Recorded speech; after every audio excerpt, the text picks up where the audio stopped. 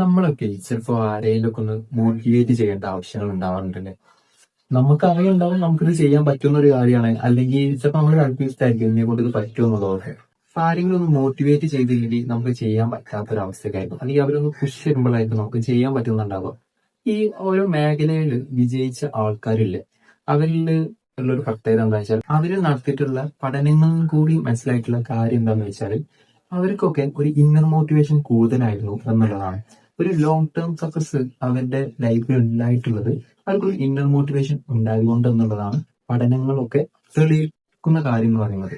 ആ ഒരു ലോങ് കരിയറിൽ പല സമയത്തും അവര് തോറ്റു പോകുന്നുണ്ടാവും, പല സമയത്തും അവർക്ക് നന്നായിട്ട് പെർഫോം ചെയ്യാത്ത അവസ്ഥകളൊക്കെ ഉണ്ടാവാറുണ്ട്. എല്ലാവരും അവർക്കെതിരെ നിന്നാൽ പോലും അവരെന്ത് ചെയ്തിട്ടുണ്ട്, അവർ ഫൈറ്റ് ചെയ്തിട്ട് സെൽഫ് മോട്ടിവേറ്റഡ് ആയിക്കൊണ്ടാണ് അവർ മുന്നോട്ട് പോയിട്ടുള്ളത്. അതുകൊണ്ടാണ് അവർക്ക് പലപ്പോഴും വിജയിക്കാൻ പറ്റിയിട്ടുള്ളത്. ഒരു ലോങ് ടേം സക്സസ് അവരുടെ ലൈഫിൽ ഉണ്ടായിട്ടുള്ളതാണ്. അതുകൊണ്ടാണ് അവർക്ക് ഒരു 11 പേര് അവർ ഓപ്പോസിറ്റ് ഉണ്ടാവുമല്ലോ, അവർക്ക് ഗോൾ അടിക്കാൻ പറ്റുന്നതും ഒരു സിക്സർ അടിക്കാൻ പറ്റുന്നതും.